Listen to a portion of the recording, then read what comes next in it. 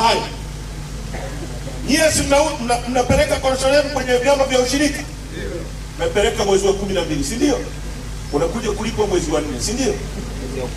Mwezi wa 12 au wa kwanza. Kuna watu wamelipwa mpaka wa kwanza, si ndio?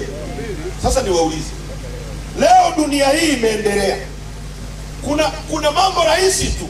Hata benki leo ukichukua hela sinakuletea ripoti kwenye simu yako kwamba umetoa shilingi ngapi kwenye benki yako. Nasema uongo? Kama vyama vya ushirika ni watu wa kweli, na kwa sababu hizi korosho zinaenda kwa ushindani na kwenye minada, kwa nini unapopeleka korosho yako wasikupe tag ili wewe ujue leo korosho yako imetoka kwenye chama cha ushirika imeenda chama kikuu, leo imeuzwa, ripoti ije kwenye simu yako ili ujue leo bei ya leo ni shilingi ngapi, ili wewe ufuatilie ulicholipa. Sio kama mnaelewa? Nigeuze lugha sio. Nataka tuende vizuri ili tuelewane kwamba kwenye gunia lako ulilopeleka kwenye chama cha ushirika au kwenye AMCOS yako wana uwezo wa kuweka pale kitu kinaitwa serial number. Sasa sijui, naomba hako kadaftari shehe. Naomba hako kadaftari. Sijui au kitu chochote, hata maji, hata kopo la maji naomba. Angalia, mnaona hiki kitu? Kila bidhaa mnayonunua duniani ina haka kadude haka kabakodi haka. Hivi hapa kama chilizi hivi.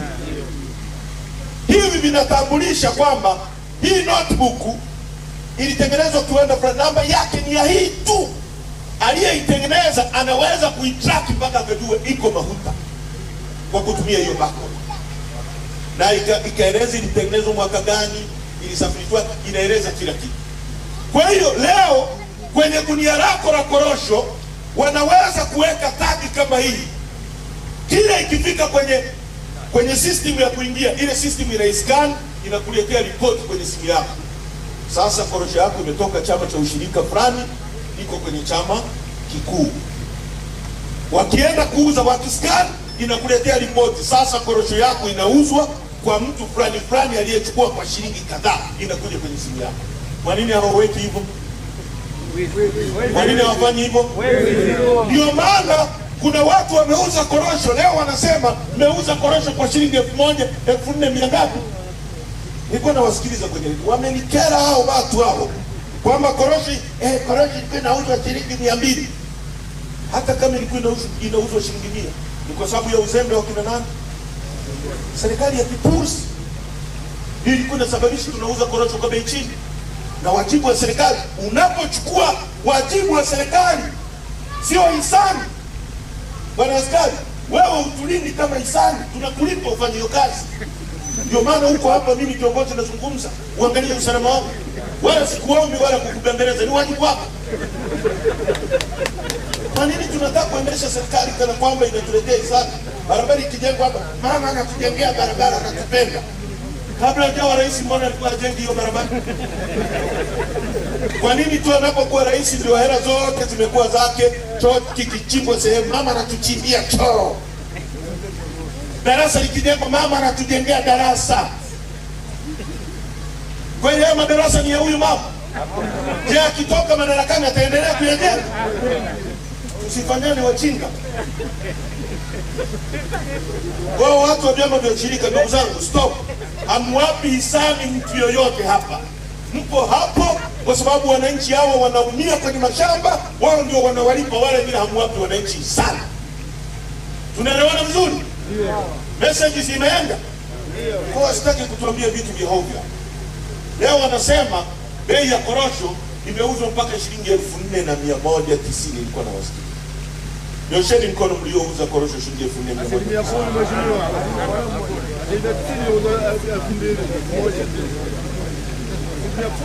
Nimeambiwa kuna watu wamelipwa korosho mpaka shilingi 800. Wengine wamelipwa shilingi 1000. Wanaenda mara korosho zenu hazina magara. Huo ni wajibu wa serikali. Ndio maana serikali ipo inakusanya kodi. Wala mimi nimepita pale panaitwa na Nyamba. Wananiambia walihifadhi korosho mpaka misikitini. Na nyingine zimeharibika, wanaambiwa si unyaufu si nini. Haya. Leo wanaagiza magunia.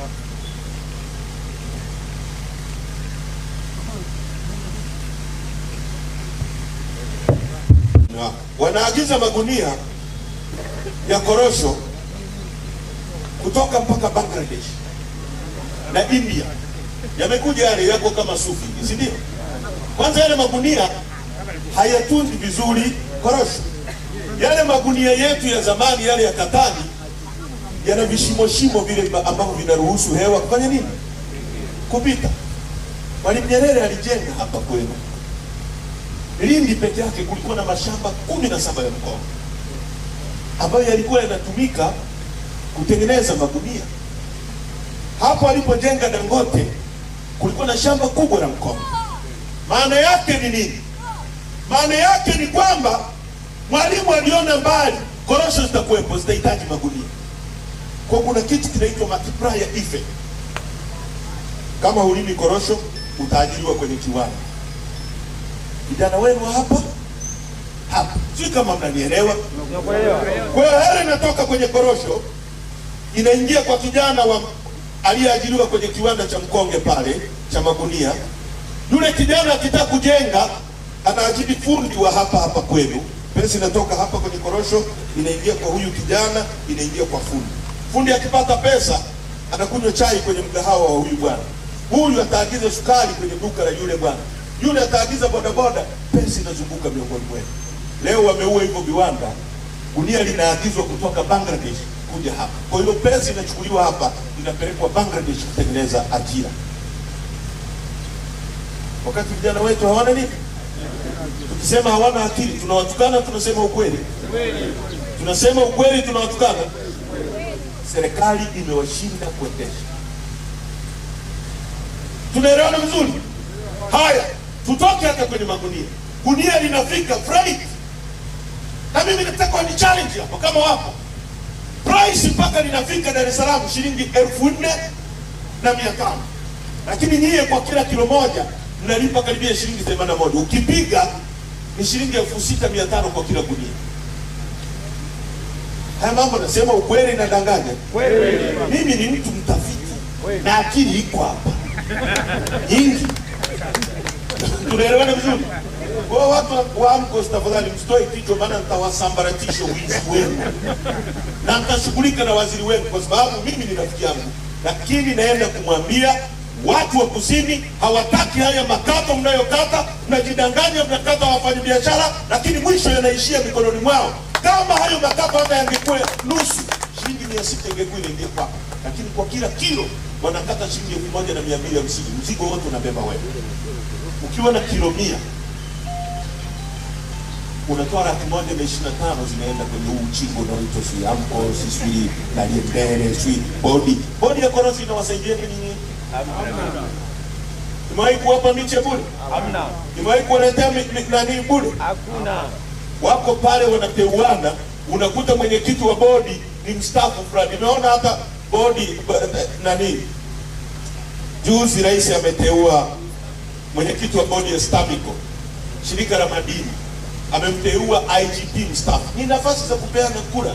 Umefanya kazi umestaafu, unateuliwa. Simon Siro anatoka kule kwetu, wala simuonei hivi. Lakini Siro askari anajua nini kuhusu madini? Huyu anaweza kuendeleza madini? Ndio maana nchi hii ya 3 kwa kuwa na dhahabu nyingi duniani, watu wake ni maskini. Kwa sababu watu wanaopewa kuendesha hivi vitu ni incompetent. Hawana uwezo, hawavijui, wanapeana kwa upendeleo. Inakuaje leo wa China wanakuja ndio wanachimba migodi kuanzia kwenu hapo Ruangwa mpaka kule Tarime. Ukianzia Tarime kule migodi ya dhahabu, nenda Kahama, nenda Geita, nenda Chunya, nenda Singida, njoo Ruangwa, kila sehemu ni dhahabu. Bei ya dhahabu kwa leo ni shilingi 255 kwa gramu. Ukizungumza gramu sio kama mnanielewa. Gramu uzito wake ukichukua kale ka uembe ukavunje hivi, nusu ile ndio gramu. Tunazalisha matani na matani ya dhahabu. Wachina wanakuja hapa na kamradi, anakuja na kamashine ka shilingi bilioni 2, anachukua wa Tanzania, vijana ndio wanawashusha kwenye mashimo, yeye anawasimamia, wakichimba dhahabu anaondoka nayo anaenda nayo Ulaya. Sisi tunasema hatuna hiyo mitaji. Wakati huo CID anasema matumizi yasiyokuwa na tija kwenye serikali hii mwaka jana bilioni 317. Serikali ingekuwa na akili, singachukua hizi mashine za bilioni 2 na nunulia vijana, ikawapa wakichimba dhahabu, wakiuza zile pesa zitakuja hapa, haziendi nje. Zikija hapa zitatengeneza maisha kwa vijana wetu. Huyu mtu akiuza dhahabu nje, akinunua gari ataajiri dereva. Dereva atapata pesa. Dereva akipata pesa atajenga. Fundi atapata pesa. Fundi ataagiza ubao. Atanunua kitanda. Yule anayetengeneza vitanda atapata pesa. Lakini unapotoa pesa unaipeleka nje, maana yake unatoa uchumi wako unapeleka nje ya nchi. Haya, hapa swali alianzisha mji mdogo. Upo au kini macho? Wanapita wanakusanya sijui nini, yule mama akiweka vimandazi pale ushuru. Sasa hiyo inaitwa service levy, kodi ya huduma. Sasa kodi ya huduma ni kama kuna uchafu wafagie, kama kuna nyumba inataka kuungua hapa walete gari la zimamoto, kama kuna vyoo vile vimejaa wavute yale ma septic tanki. Wanakusanya hapa ushuru, hakuna hapa ofisi, hakuna mtendaji. Echa akipita hapa anasema, "Oh, huyu anatupotosha." Mimi nawapotosha au wajinga hawa ndio wanawapotosha? Mimi nasema ukweli au napotosha? Ukweli. Kuna ofisi hapa Mauta ya mamlaka ya mji mdogo?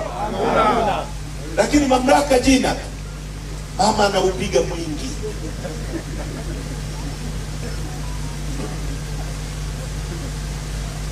Sasa sikilizeni ndugu zangu. Nchi yetu hii ni nchi tajiri sana. Ndio nchi pekee duniani yenye madini yanaitwa Tanzania. Amezungumza Sheikh Mwaipopo. Hayapatikani kwingine kokote duniani isipokuwa Tanzania. Ndio nchi yenye almasi, makaa ya mawe, chuma, dhahabu kila kona. Nchi ya 3 kwa kuwa na dhahabu nyingi. Pesa ndio hiyo OPD. Unaweza kwenda ukapimwa, ukapewa dawa, ukarudi nyumbani. Kituo cha afya ni pale ambapo hata mama mimba ikishindikana anaenda anafanyiwa operation, mtoto anatolewa na anaweza kulazwa. Kwa hiyo kituo cha afya kinakuwa na wodi ya kina mama, wodi ya wanaume, wodi ya watoto. Sera ya afya inasema kila kata yapaswa kuwa na kituo cha afya. Sasa niwaulize, kati ya kata 22 za kwenu 32 na vituo vya afya vingapi? 3. 6, hata viwe 10. Tufanye 10. Tuongeze na hivyo 4. Vinavyofanya upasuaji na kulaza na nini viwe 10. Kwa hiyo tumechukua miaka 62 kujenga vituo 65. Ili tujenge 10 vingine chini ya utaratibu huu wa hawa jamaa, tunahitaji miaka 120 na kitu tena. Ili tuje kukamilisha vituo vya afya kwenye jimbo lenu hili, tutahitaji miaka 300. Kuna uongozi hapa? Hamna kitu. Katikati ya dhahabu, katikati ya almasi, Wachina wanaondoka na mali zetu. Nchi hii tuna mali ambazo zingine wanagawa bure kwa wageni, wakati watu wetu wanateseka. Uwanja wa ndege wa Kia alijenga Mwalimu Nyerere. Kila mzungu akitua pale anaacha $55 akiwa anaondoka $55. Ameuacha huko pale. Kama nyumba ambayo imejengwa umeachiwa wewe upangishe. Ikibomoka kigae unarudishia, unaendelea kula kodi. Leo eti serikali yetu haiwezi kukusanya pale pesa, imeipa serikali ya Omani ndio ikusanye pesa pale. Bandari, sisi tuna bahari. Na kwa maana hiyo Mwenyezi Mungu ametupa mlango wa bahari. Haya magari huwezi kubeba kwenye ndege ukiwa unayaleta. Yanakuja kwa maji, kwa mameli. Haya magreda, si nini? Kuna nchi kama Malawi, kuna nchi kama Kongo, kuna nchi kama Zambia, Rwanda, Burundi hazina mlango wa bahari. Ili greda iende, ili gari iende lazima ipite kwenye maji. Ametupa Mwenyezi Mungu bure. Ikipita kwenye bandari yetu ya Dar es Salaam sisi tunaingiza pesa. Maji yako pale hayaishi leo wala kesho. Wewe unachohitaji kama serikali ni kujenga gati. Yale magati ni kama stendi, sehemu ambayo meli itaenda igoe, isimame, ishushe mizigo, wewe uingize mpunga. Eti hiyo nayo hatuwezi kuendesha. Tumewapa Waarabu Dubai mpaka kiama.